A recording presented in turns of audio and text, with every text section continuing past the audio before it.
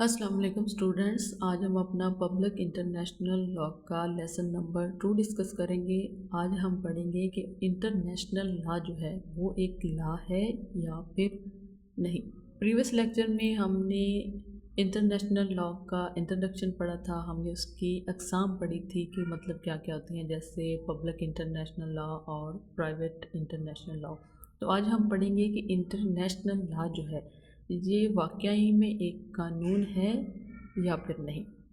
तो हम बात करते हैं इसकी। ये एक बहस तलब मौजू है कि इंटरनेशनल लॉ को कानून माना जाए या फिर नहीं। आम तौर पर कानून की तारीफ़ ऐसी कवायदों और ज़वाबित के तौर पर की जाती है जो किसी गवर्निंग अथॉरिटी ने नज़्म व ज़ब्त बरकरार रखने के लिए बनाए हों। तो हमारी जो एक सोवरेन स्टेट जो होती है, यानी एक ख़ुद मुख्तियार जो रियासत होती है, उसके पास 3 जो बेसिक एलिमेंट्स होते हैं, जिसमें लेजिस्लेचर होता है, इसकी एग्जीक्यूटिव होता है और इसकी जुडिशरी होती है।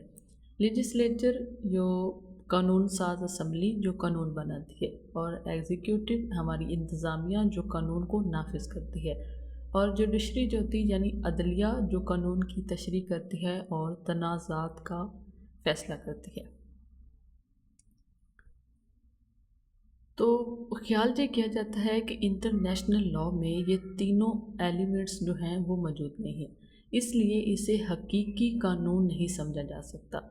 मशहूर कानूनी मुफक्कर जो हैं जॉन एस्टन, उनके मुताबिक कानून एक हाकिम का हुक्म है, यानी कमांड ऑफ आ सोवरेन। तो उनके मुताबिक ऐसा नहीं होता, क्योंकि इंटरनेशनल लेवल पर कोई वाहिद आलमी हुकूमत नहीं है, इसलिए इसे कानून तस्लीम नहीं करता।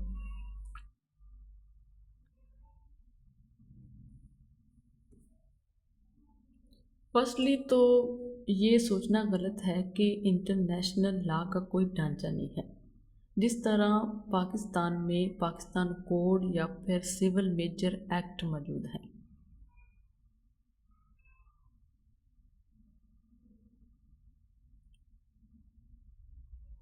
ये जो पाकिस्तान कोड है, ये एक बुक होती है जिसमें जैसे फॉर एग्ज़ाम्पल अब 2026 है, तो इस साल जितने भी कानून पाकिस्तान में बनाए गए हैं या जितने भी कानून लागू किए गए हैं वो सारे इस बुक में शामिल होते हैं। सिविल मेजर एक्ट, इसमें अब तक पाकिस्तान में जितने कवानीन बनाए गए और लागू किए गए वो सारे मौजूद होते हैं। इसी तरह इंटरनेशनल लेवल पर ट्रेटीज़ और ये जो मुआहदे होते हैं, मल्टीलैटरल कन्वेंशंस, वही काम करते हैं जो एक रियासत की पार्लियामेंट करती है।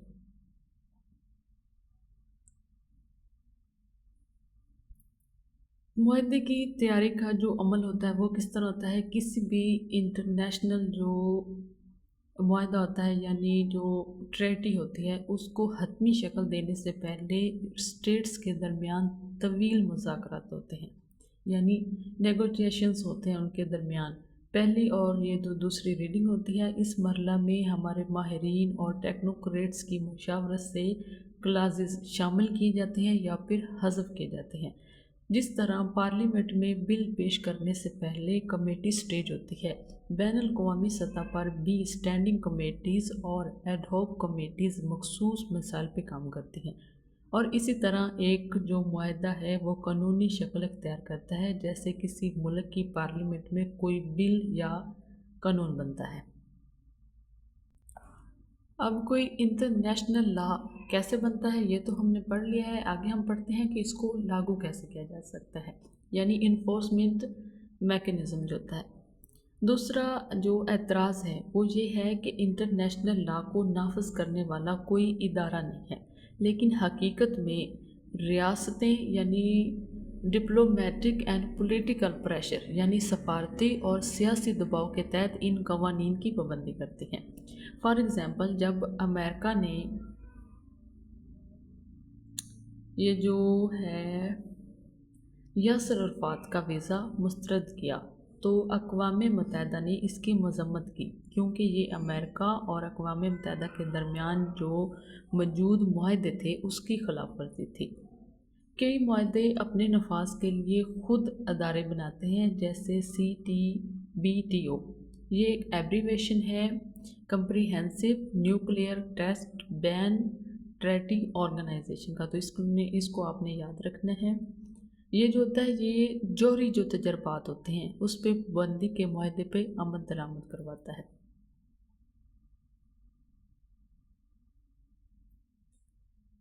یہ جو ہماری اقوام متحدہ کی سلامتی کونسل ہوتی ہے یہ بھی عالمی قوانین کی خلاف ورزی پہ ایکشن لینے کی طاقت رکھتی ہے۔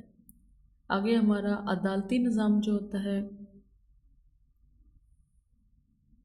تیسرا اعتراض یہ کیا جاتا ہے کہ ریاستوں کے درمیان جو تنازعات ہوتے ہیں ان کو حل کرنے کے لیے کوئی عالمی عدالت نہیں ہے، جبکہ حقیقت یہ ہے کہ اقوام متحدہ کا اہم عدالتی ادارہ ہے جو ریاستوں کے درمیان قانونی تنازعات کو حل کرتا ہے، جسے ہم انٹرنیشنل کورٹ آف جسٹس کہتے ہیں۔ تو ICJ کو آپ نے یاد رکھنا ہے کہ یہ انٹرنیشنل کورٹ آف جسٹس ہے۔ کئی معاہدوں کے اندر ہی یہ جو کنفلکٹ ہوتے ہیں اس کو حل کرنے کا میتھڈ لکھا ہوتا ہے، جیسے پاکستان اور انڈیا کے درمیان یہ جو انڈس واٹر ٹریٹی ہے یعنی سندھ طاس معاہدہ جو ہے اس میں تنازعات کے حل کا ایک مکمل طریقہ کار یا میتھڈ موجود ہے۔ تو اس سارے لیکچر سے ہم یہ کہہ سکتے ہیں کہ انٹرنیشنل لاء جو ہے واقعہ ہی ایک قانون ہے، اس میں قانون سازی یعنی لیجسلیچر، اس میں ایگزیکیوٹیو اور اس میں جوڈیشنری کے تمام عناصر کسی نہ کسی شکل میں موجود ہوتے ہیں۔ بین الاقوامی قانون یعنی انٹرنیشنل لاء کو جانچنے کے لیے ملکی قوانین یہ جو ہمارے ڈومیسٹک لاز ہوتے ہیں کا معیار استعمال کرنا درست نہیں ہے، کیونکہ دونوں کی نوعیت مختلف ہوتی ہے، دونوں کا مقصد مختلف ہوتا ہے۔ تو یہی تھا ہمارا آج کا شارٹ سا لیکچر، آئی ہوپ آپ کو سمجھ میں آ گیا ہوگا۔ ایک دفعہ آپ نے سن لیا ہے، ایک دفعہ آپ نے اپنی ہینڈ آؤٹ سے اس کو مسٹ ریڈ کرنا ہے تاکہ آپ کا کوئی بھی کنسیپٹ جو ہے وہ مس نہ ہو جائے۔ تو اس میں بیسک جو یاد کرنے والا ہے وہ آپ نے یہی یاد رکھنا ہے کہ ایک جو سوورن اسٹیٹ ہوتی ہے اس کے 3 بیسک ایلیمنٹس کون سے ہوتے ہیں، تو لیجسلیچر ہوتا ہے، ایگزیکیوٹیو ہوتا ہے اور جوڈیشری ہوتی ہے۔ پھر ملتے ہیں اگلے لیکچر میں، تب تک اللہ حافظ۔